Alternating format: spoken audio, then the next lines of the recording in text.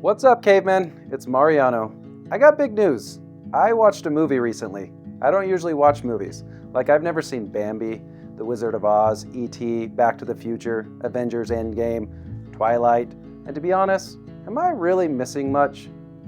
You know we have no control over it. But we can't choose who it happens with, and it doesn't mean what you think, Bella. I promise. Take Renesmee out of the room. Oh. Edward, don't touch me right now. I don't want to hurt you. Oh.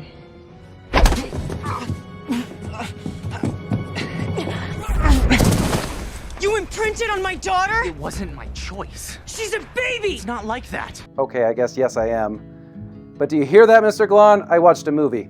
It was called Young Woman and the Sea. It's the story of Trudy Ederle, Olympic champion and first woman to swim across the English Channel. Trudy battled illness, a sabotaging coach, jellyfish stings, strong currents, and being disoriented and alone before reaching the shores of England. She swam 35 miles in 14 hours. The question is, how? Well, she had really good swim lessons and lots of resilience. So why am I telling you her story other than to prove to Mr. Glahn that I watched a movie? How many of you come to school each day wondering why you're here, what the point is, when are you going to use any of this? Let me give you a few answers to those questions. You're really at swim school here, although thank you for not wearing your swimsuit. Shout out dress code video. There is an ocean out there after high school, and it has some really strong currents. It's called adulthood. You're here at school to learn how to swim in that ocean.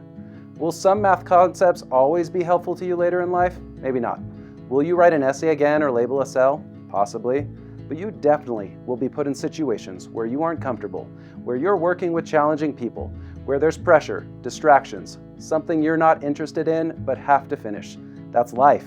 How will you know whether you can do those things? Well, because you did them here. I'm sure someone has lectured you on the stats before. If you get a high school diploma, you're almost twice as likely to be employed, and you're giving yourself a 25% raise. That's a lot of money over a lifetime. Without that diploma, you have less flexibility about what kind of job you get, where you live, how much you can pay towards bills and healthcare. Some smart people are saying flexibility and adaptability are going to be the most important skills needed in a world changing as fast as ours. Don't limit your options by not getting that diploma. There are strong currents in adulthood that you'll be trying to swim against. You'll have more say on the direction of your life if you finish your swim lessons. Will life still sometimes hit you back when you dive in, like when I tried to jump on this pizza inflatable?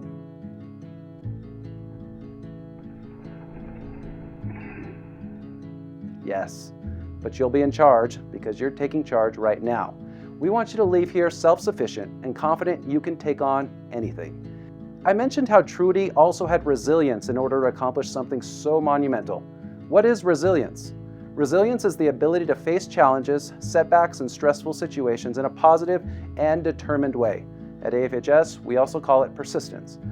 Because it's so important for life success, here are a few tips to help you be more resilient when facing something hard. Tip number 1, have a purpose. In term 1, many of you took the Culture, Climate, and Connection survey. One of the qualities you rated yourself lower on for resilience was setting and sticking to goals. Do you have a goal for high school and what comes after? Do you know what this is all amounting to? Maybe you don't have a career in mind, but try to have a lifestyle in mind and start working towards it.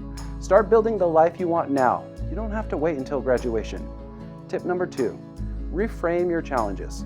Can you tell yourself they are temporary, or a chance for growth, or a chance to learn? Emotions are strong when you're going through something hard, and they can help you know what to pay attention to and what matters most. But remember, emotions are information. You get to choose how to respond to them. Try to choose a healthy and productive response that moves you forward. Tip number 3, keep the momentum. Take the next right step. You don't have to tackle a challenge all at once.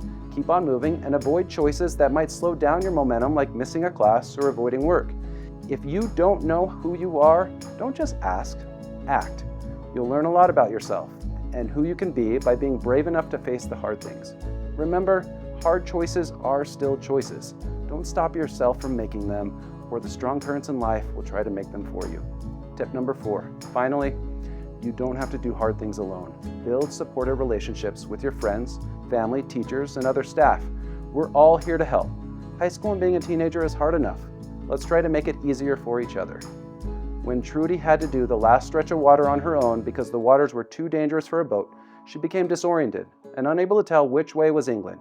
Just then, Thousands of people lit bonfires and flares on the shores in the hope that it would guide her to safety. It worked, and she made it. Who could you light up the dark for? Maybe you're out there in the current. Who could light up the dark for you? Reach out. Let's keep swimming. Be resilient, and don't give up on yourself before you've seen what you can become. Thanks for watching.